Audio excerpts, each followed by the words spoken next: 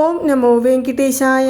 നമസ്കാരം. ആത്മീകം കുടുംബത്തിൻ്റെ പുതിയൊരു പതിവിലേക്ക് എല്ലാവർക്കും സ്വാഗതം. ഇപ്പോൾ പലരും നേരിടുന്ന ഒരു പ്രശ്നമാണ് തൊഴിൽ തടസ്സം എന്ന് പറയുന്നത്. ചിലർ നമ്മുടെ കയ്യിലുള്ള പണമെല്ലാം ഇറക്കി ഒരു തൊഴിൽ തുടങ്ങുവാനായിട്ട് തീരുമാനിച്ചിട്ടുണ്ടാകും, തുടങ്ങിയിട്ടും ഉണ്ടാകും. ഒരു പക്ഷേ ആ തൊഴിൽ നല്ല രീതിയിൽ മുന്നോട്ട് പോകുന്നില്ല എന്ന് പറഞ്ഞ് വിഷമിക്കുന്നുണ്ടാകും. നമ്മൾ അവിടെ നിന്നും ഇവിടെ നിന്നും പണം കടമായി വാങ്ങി നമ്മുടെ കടകളിൽ ആവശ്യമായ സാധനങ്ങളെല്ലാം നിറച്ചു വെച്ചിട്ടുണ്ടാകും. പക്ഷേ കസ്റ്റമേഴ്സ് വന്നാൽ മാത്രമേ ആ സാധനം വിറ്റുപോവുകയുള്ളൂ. ആ സാഹചര്യത്തിൽ ചിലർക്ക് കസ്റ്റമർ തുടർച്ചയായി വരണമെന്നില്ല. ചിലർക്ക് നല്ല രീതിയിൽ മുന്നോട്ട് പോകുന്ന തൊഴിൽ പെട്ടെന്ന് ഒരു ബ്രേക്ക് എടുക്കുന്നത് പോലെ ഇടയിൽ ഒരു തടസ്സം അനുഭവപ്പെടും.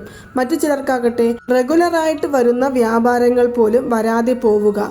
അതുപോലെ തന്നെ പുതിയതായിട്ട് ജോലിക്ക് ശ്രമിക്കുന്നവർക്ക് തൊഴിൽ തടസ്സങ്ങൾ ഏർപ്പെടുക.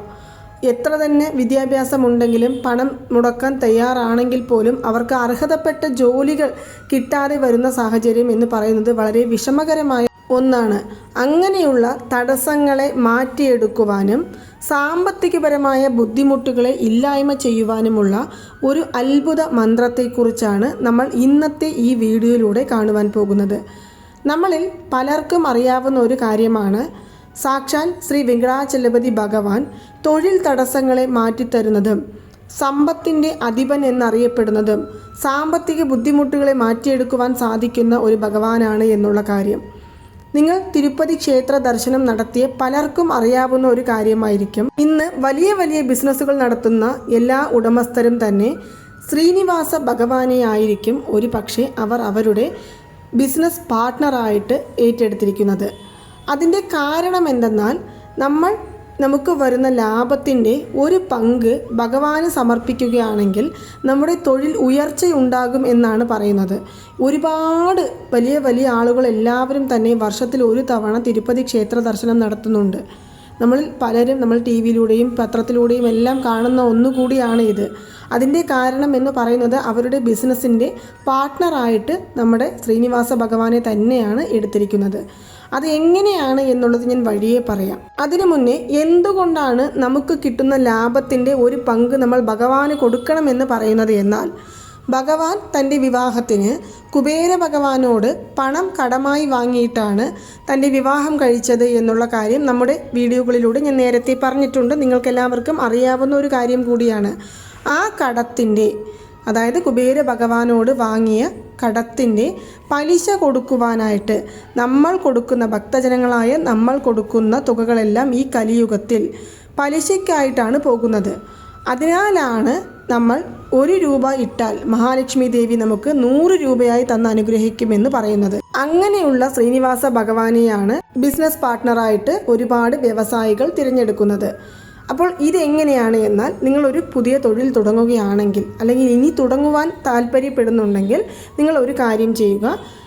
നിങ്ങളുടെ മനസ്സിൽ നിങ്ങൾ തീരുമാനിച്ചു വെക്കുക, വീട്ടിലെ പൂജാമുറിയിലോ അല്ലെങ്കിൽ നമ്മുടെ തൊഴിൽ സ്ഥാപനങ്ങളിലെ പൂജാമുറിയിലോ അല്ലെങ്കിൽ ദീപം തെളിയിക്കുന്ന സ്ഥലത്തോ ഒരു നെയ്ദീപം തെളിയിച്ച് വെച്ച് ഭഗവാന്റെ പടത്തിന് മുൻപിൽ നിന്നുകൊണ്ട് നമ്മൾ പ്രാർത്ഥിക്കാം.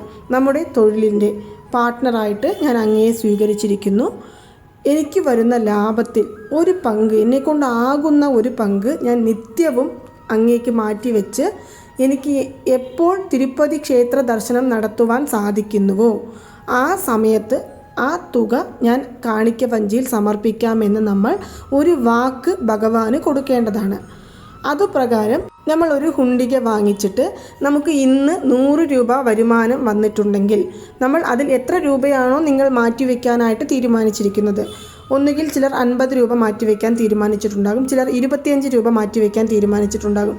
ആ തുക നമ്മൾ മാറ്റിവെച്ചിരിക്കുന്ന ആ ഹുണ്ടിയലിൽ സമർപ്പിക്കാവുന്നതാണ്. ഇത് ദിവസവും ചെയ്യണം. നിങ്ങൾക്ക് 1000 രൂപ വരുമാനം വന്നാലും 10,000 രൂപ വരുമാനം വന്നാലും നിങ്ങൾ എത്ര % മാറ്റിവെക്കാമെന്ന് താല്പര്യപ്പെടുന്നുവോ അത്രയും തുക നമുക്ക് ആ ഹുണ്ടികയിൽ ഇട്ടുകൊണ്ട് വരേണ്ടതാണ്. വർഷത്തിൽ ഒരു തവണ നിങ്ങൾ ഇതെടുത്ത് തിരുപ്പതി ക്ഷേത്ര ദർശനം തീർച്ചയായും നടത്തുക തന്നെ വേണം. തിരുപ്പതി ക്ഷേത്ര ദർശനം നടത്തുമ്പോൾ ആ തുക ഒരു കിഴി രൂപത്തിൽ കെട്ടി, ഒരു കുറച്ച് വലിയ കിഴി ആയാലും സാരമില്ല, അത് നമ്മുടെ ഇരു കൈകളിലും താങ്ങി പിടിച്ചുകൊണ്ട് നമ്മൾ ദർശനത്തിന് പോയി അത് അവിടെയുള്ള കാണിക്ക വഞ്ചിയിൽ സമർപ്പിച്ച് പ്രാർത്ഥിച്ചു വരിക. നമ്മുടെ തൊഴിൽ പെട്ടെന്ന് തന്നെ ഉയർച്ചയിലേക്ക് വരുന്നതും പെട്ടെന്ന് ഒരു വലിയ മാറ്റം നമ്മുടെ തൊഴിലിൽ വരുന്നതും നമ്മുടെ തൊഴിൽ മുഖാന്തരം നമ്മുടെ ജീവിതം തന്നെ മാറി മറിയുന്നതും നമുക്ക് അനുഭവിച്ചറിയുവാൻ സാധിക്കും. ഇതാണ് ശ്രീനിവാസ ഭഗവാനെ നമ്മുടെ ബിസിനസ് പാർട്ട്ണറായിട്ട് എടുക്കുന്നത് എങ്ങനെയാണ് എന്നുള്ള കാര്യം. ഇനി അടുത്തതായിട്ട്, ഇനി അങ്ങനെയൊന്നുമല്ല എങ്കിലും നമ്മുടെ തൊഴിൽ ഉയർച്ച വേണം, എൻ്റെ ജീവിതം ഉയർച്ചയിലേക്ക് വരണമെങ്കിൽ എൻ്റെ ഈ ബിസിനസ് നല്ല രീതിയിൽ മുന്നോട്ട് പോയെങ്കിൽ മാത്രമേ സാധിക്കുകയുള്ളൂ എന്ന് പറയുന്നവരാണെങ്കിൽ നിത്യവും ഞാൻ ഇവിടെ പറയുവാൻ പോകുന്ന ഈ മന്ത്രം 108 പ്രാവശ്യം ചൊല്ലുക. ഇനി അഥവാ ചൊല്ലാൻ സാധിച്ചില്ല എന്നുണ്ടെങ്കിൽ ഫോണിൽ ഈ മന്ത്രം ഇട്ടുവെച്ച് നമുക്കൊന്ന് കേട്ടുകൊണ്ടിരിക്കാവുന്നതാണ്. രാവിലെ നമ്മുടെ തൊഴിൽ സ്ഥാപനങ്ങൾ തുറക്കുന്ന സമയത്ത് ഈ ഒരു ചാൻറ്റ് ആയിരിക്കണം നമ്മുടെ തൊഴിൽ സ്ഥാപനങ്ങളിൽ ചൊല്ലേണ്ടത് അല്ലെങ്കിൽ പാടിക്കൊണ്ടിരിക്കേണ്ടത്. അത് മൊബൈൽ ഫോണിലാണെങ്കിലും ടി വിയിലാണെങ്കിലും നമുക്ക് അതൊന്ന് പ്ലേ ചെയ്ത് വിടാവുന്നതാണ്. ഏതാണ് ആ മന്ത്രം എന്ന് ഞാൻ ഇവിടെ പറയാം. ഓം ശ്രീ വെങ്കടേശ്വരായ നമഃ.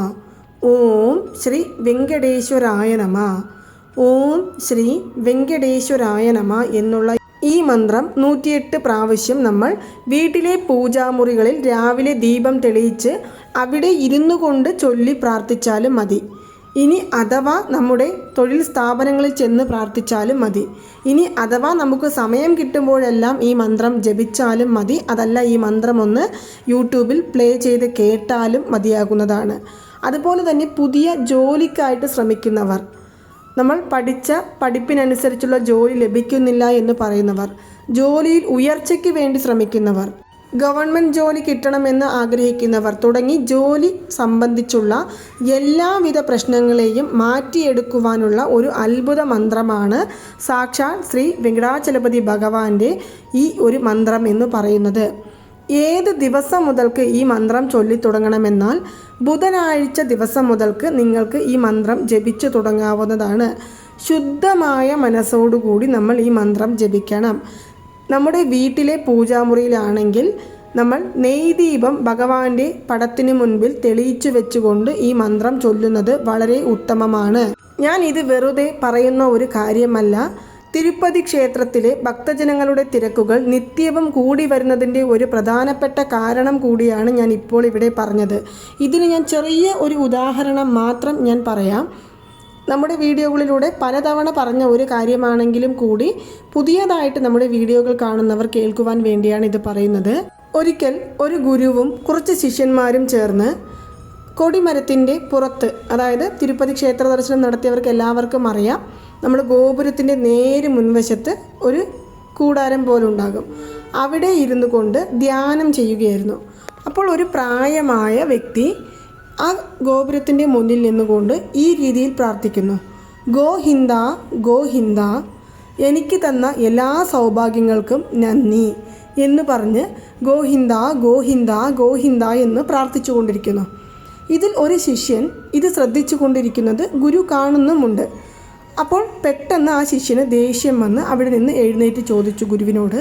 അവിടെ നിൽക്കുന്ന ആ പ്രായമായ ആൾ ഗോഹിന്ദൻ എന്നാണ് ഭഗവാനെ പറയുന്നത്, അത് തെറ്റാണ് എന്ന് നിങ്ങൾക്ക് അറിയുന്നുണ്ട്, പക്ഷെ നിങ്ങൾ എന്തുകൊണ്ട് അത് തിരുത്തി കൊടുക്കുന്നില്ല എന്നുള്ള ചോദ്യം ചോദിക്കുന്നു.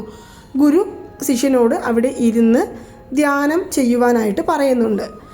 അതിനുശേഷം ആ പ്രായമായ വ്യക്തി പ്രാർത്ഥിച്ച് താഴെ ഇറങ്ങിപ്പോകുന്നത് ഇവരെല്ലാവരും നോക്കിക്കാണുന്നുണ്ട്. ഉടൻ തന്നെ വീണ്ടും ഗുരു ശിഷ്യനോട് നോക്കി പറഞ്ഞു, ഈ വ്യക്തി ഒന്നും ഇല്ലാത്ത ഒരു സാഹചര്യത്തിലാണ് ആദ്യമായിട്ട് തിരുപ്പതിയിലേക്ക് വന്നത്. അവിടെ നിന്ന് വന്ന് ഭഗവാനെ തൻ്റെ ബിസിനസ്സിൻ്റെ പാർട്ട്ണറായിട്ട് സ്വീകരിച്ച് എപ്പോഴും ഭഗവാനോട് പ്രാർത്ഥിക്കുന്നത്, വർഷത്തിൽ ഒരു തവണ വന്ന് ഭഗവാനോട് പ്രാർത്ഥിക്കുന്നതും തൻ്റെ ലാഭത്തിൻ്റെ ഒരു പങ്ക് ഭഗവാന് സമർപ്പിച്ച് പ്രാർത്ഥിക്കുന്നതും ഒരു പതിവാണ്. പക്ഷേ ഈ വ്യക്തിക്ക് വാ എന്നുള്ള വാക്ക് അദ്ദേഹത്തിൻ്റെ നാവിൽ നിന്നും വരില്ല. അതുകൊണ്ടാണ് അദ്ദേഹം ഗോഹിന്ദൻ എന്ന് പറയുന്നത്, ഗോവിന്ദൻ എന്ന് പറയുന്നതിന് പകരം ഗോഹിന്ദൻ എന്ന് പറയുന്നത് എന്ന് ഗുരു ശിഷ്യനോട് പറയുന്നുണ്ട്. ഇത് തെറ്റാണോ എന്ന് ചോദിക്കുകയാണെങ്കിൽ, ഏതൊരു വ്യക്തിയും വിശ്വാസത്തോടുകൂടി ഭഗവാനെ ഏതൊരു പേര് പറഞ്ഞ് പ്രാർത്ഥിച്ചാലും ഭഗവാൻ ആ പ്രാർത്ഥന സ്വീകരിക്കുക തന്നെ ചെയ്യും. അതിന് ഏറ്റവും ഉത്തമ ഉദാഹരണമാണ് ഞാൻ ഇപ്പോൾ ഇവിടെ പറഞ്ഞത്. അതിനുശേഷം ഗുരു ശിഷ്യനോട് പറയുന്നുണ്ട്, ഒന്നുമില്ലായ്കയിൽ നിന്നും വന്ന ആ വ്യക്തി ഇന്ന് 100 പേർക്ക് ജോലി കൊടുക്കുന്നുണ്ട്, ഒരുപാട് പേർക്ക് സഹായം ചെയ്യുന്നുണ്ട്, അത്രയും ധനവാനായി മാറിയിരിക്കുകയാണ്. എങ്കിലും വന്ന വഴി മറക്കാതെ നടന്നു ക്ഷേത്രത്തിലേക്ക് വന്നാണ് ഭഗവാനെ എന്നും തൊഴുതു പോകുന്നത് എന്നുള്ള കാര്യം. ഇനി ഒരു ഉദാഹരണം കൂടി ഞാൻ പറയാം. നമുക്കെല്ലാവർക്കും തിരുപ്പതിൻ്റെ തൊട്ടടുത്തുള്ള 45 കിലോമീറ്ററിനടുത്തുള്ള കാളഹസ്തി ക്ഷേത്രത്തെക്കുറിച്ച് അറിയാം. കാളഹസ്തി എന്ന് പറയുമ്പോൾ അവിടുത്തെ കണ്ണപ്പ നായനാരെക്കുറിച്ചും നമുക്കറിയേണ്ടതാണ്. കണ്ണപ്പ നായനാർ തീവ്രമായ ഒരു ശിവഭക്തനായിരുന്നു. ഒരിക്കൽ കണ്ണപ്പ നായനാർ തൻ്റെ വീട്ടിലുണ്ടാക്കുന്ന ഭക്ഷണങ്ങൾ ശിവഭഗവാന് പ്രസാദമായി പ്രാർത്ഥിച്ചു വരുന്ന ഒരു സാഹചര്യത്തിൽ അന്ന് അവിടെ മാംസാഹാരമാണ് കണ്ണപ്പ നായനാരുടെ വീട്ടിൽ വെച്ചിട്ടുണ്ടായിരുന്നത്. ആ ഭക്ഷണമെടുത്ത് ഭഗവാന്റെ മുന്നിൽ സമർപ്പിച്ചുകൊണ്ട് കണ്ണപ്പ നായനാർ പ്രാർത്ഥിക്കുന്നുണ്ട്. പക്ഷേ ഇതു കണ്ട ദേവാദിദേവന്മാരും മറ്റുള്ള എല്ലാ ദൈവങ്ങളും ശിവഭഗവാനോട് പറയുന്നുണ്ട്, ഇത് തെറ്റല്ലേ, താങ്കളുടെ ഭക്തനാണെങ്കിലും കൂടി ഇവർ ചെയ്യുന്ന ഏറ്റവും വലിയ ഒരു തെറ്റായ കാര്യമാണ് എന്ന് പറയുമ്പോൾ ശിവഭഗവാൻ പറയുന്നുണ്ട്, ഞാൻ കണ്ണപ്പ നായനാരുടെ ഭക്തി മാത്രമാണ് കാണുന്നത്, അതല്ലാതെ എനിക്ക് സമർപ്പിച്ച നൈവേദ്യമല്ല. അവർ അവിടെ നിന്ന് സമർപ്പിക്കുന്ന സമയത്ത് അത് മാംസാഹാരമാണെങ്കിൽ പോലും അത് എൻ്റെ മുന്നിലേക്ക് വരുന്ന സമയത്ത് പൂർണ്ണമായ സസ്യാഹാരമായി മാറുകയാണ് ചെയ്യുന്നത്. അതുകൊണ്ട് എനിക്ക് കണ്ണപ്പ നായനാരുടെ ഭക്തി മാത്രമാണ് എൻ്റെ മുന്നിൽ വന്ന് നിൽക്കുന്നത് എന്ന് പറയുമ്പോൾ നമുക്ക് മനസ്സിലാക്കുവാൻ സാധിക്കുന്ന ഒരു കാര്യം കൂടിയാണ്, അവിടെ നമ്മൾ പൂർണ്ണ ഭക്തിയോടുകൂടി ഭഗവാനെ ഏത് പേര് വിളിച്ചാലും എന്ത് നൈവേദ്യമായി സമർപ്പിച്ചാലും അത് ഭഗവാൻ സ്വീകരിക്കുമെന്ന്. അറിവില്ലായ്മ കൊണ്ട് കണ്ണപ്പ നായനാർ അന്ന് ചെയ്ത ആ ഒരു തെറ്റിൻ്റെ പ്രായശ്ചിത്ത ഫലമായാണ് ശിവഭഗവാന് വേണ്ടി തൻ്റെ 2 കണ്ണുകളെയും പിഴുതെടുത്ത് സമർപ്പിച്ചത് എന്നും കൂടിയാണ് ഐതിഹ്യത്തിൽ പറയുന്നത്. അപ്പോൾ ഈ 2 കഥകളും നമ്മൾ എന്താണ് മനസ്സിലാക്കുന്നത്? നമ്മൾ വിശ്വാസത്തോടു കൂടി പ്രാർത്ഥിക്കുന്ന ഏതൊരു പ്രാർത്ഥനകൾക്കും പരിപൂർണമായ ഫലം നമ്മളിലേക്ക് വന്നു ചേരും എന്നുള്ള കാര്യമാണ്. അതുകൊണ്ടാണ് ഞാൻ ഇവിടെ എടുത്തു പറയുന്നത്, തൊഴിൽ തടസ്സമാണ്, എൻ്റെ ജീവിതത്തിൽ എനിക്ക് ഇനി ഒന്നും നേടാനില്ല, ഞാൻ എന്തു ചെയ്യും എന്ന് പറഞ്ഞ് നമ്മൾ ഉടഞ്ഞു പോയി താഴെ ഇരിക്കാതെ നമുക്ക് വീണ്ടും ജീവിതത്തിൻ്റെ ഉയർച്ചയിലേക്ക് വന്നു ചേരുവാൻ സാധിക്കും. നമ്മുടെ ജീവിതത്തിൽ നമ്മുടെ എല്ലാ പ്രശ്നങ്ങളും ഭഗവാൻ മാറ്റിത്തരും എന്നുള്ള പരിപൂർണ വിശ്വാസത്തോടു കൂടി ഞാൻ നേരത്തെ പറഞ്ഞ ആ മന്ത്രജപം നിങ്ങൾ ചൊല്ലി നോക്കുക. തീർച്ചയായിട്ടും നിങ്ങൾ ഒരു 11 ദിവസം ചൊല്ലുമ്പോഴേക്കും നമ്മുടെ ജീവിതം തന്നെ മാറി മറിയുന്ന സാഹചര്യത്തിലൂടെയായിരിക്കും പോകുന്നത്. ഓരോ മന്ത്രജപങ്ങൾക്കും ഓരോ തരത്തിലുള്ള ഫലങ്ങളുണ്ട്. ഞാനിപ്പോൾ ഇവിടെ പറഞ്ഞ ഓം ശ്രീ വെങ്കടേശായ നമ അല്ലെങ്കിൽ ഓം ശ്രീ വെങ്കടേശ്വരായ നമ എന്നുള്ള മന്ത്രം ചൊല്ലുമ്പോൾ തന്നെ നമുക്ക് അതിൻ്റെ ആ ഒരു പോസിറ്റിവിറ്റി തിരിച്ചറിയുവാൻ സാധിക്കുന്നതാണ്. അപ്പോൾ തൊഴിൽ ചെയ്യാൻ ആഗ്രഹിക്കുന്നവർ, പുതിയ ജോലി ആഗ്രഹിച്ചു നടക്കുന്നവർക്ക് എല്ലാവർക്കും ചൊല്ലാൻ സാധിക്കുന്ന ഒരു എളിയ മന്ത്രത്തെക്കുറിച്ചാണ് ഞാൻ ഇപ്പോൾ ഇവിടെ പറഞ്ഞത്. നിങ്ങളെല്ലാവരും തന്നെ ഈ മന്ത്രം ചൊല്ലി പ്രാർത്ഥിച്ചു നോക്കൂ. നമുക്കും ഒരു തൊഴിൽ നല്ല രീതിയിൽ മുന്നോട്ട് കൊണ്ടുപോകുവാനുള്ള അനുഗ്രഹം തിരുപ്പതി ബാലാജി തന്ന് അനുഗ്രഹിക്കുന്നതായിരിക്കും. അപ്പോൾ നിങ്ങൾക്ക് എല്ലാവർക്കും ഈ ഒരു വീഡിയോ ഇഷ്ടമായി കാണുമെന്ന് വിശ്വസിക്കുന്നു. ഇതുപോലുള്ള വീഡിയോകൾ നിങ്ങൾക്ക് ഇനിയും വേണം എന്നുണ്ടെങ്കിൽ നിങ്ങൾ ഈ ചാനൽ ഒന്ന് സബ്സ്ക്രൈബ് ചെയ്യുവാനും സപ്പോർട്ട് ചെയ്യുവാനും ഷെയർ ചെയ്യുവാനും മറക്കരുത്. നന്ദി, നമസ്കാരം. ഓം നമോ നാരായണ. ഓം നമോ വെങ്കടേശായ നമ.